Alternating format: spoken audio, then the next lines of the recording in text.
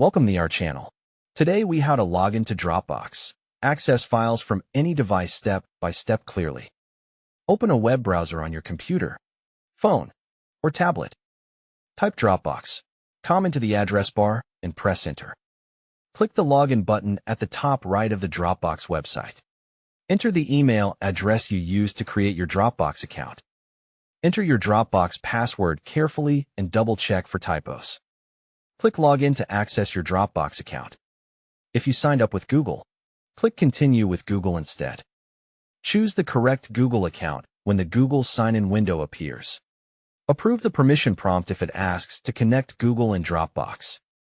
If you signed up with Apple, click Continue with Apple instead. Complete Apple sign-in using your Apple ID and any verification requested. If Dropbox asks for a verification code, open your email or authenticator app. Enter the code exactly as shown and submit it to finish logging in. If you forgot your password, click Forgot Password on the login page. Enter your email address and follow the reset link sent by Dropbox. After login, confirm you are on the Home or Files page inside Dropbox. To find your files, click All Files in the left menu. Use the search bar at the top to quickly locate a specific file or folder. To access Dropbox on a phone, install the Dropbox app from the App Store or Google Play. Open the Dropbox app and tap Sign In. Enter your email and password, or choose Google or Apple Sign In if you use that method. Allow notifications if you want security alerts and upload progress updates.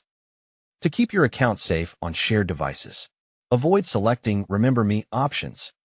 When finished on a public computer, click your profile icon in the top right. Select Log Out to prevent anyone else from accessing your files.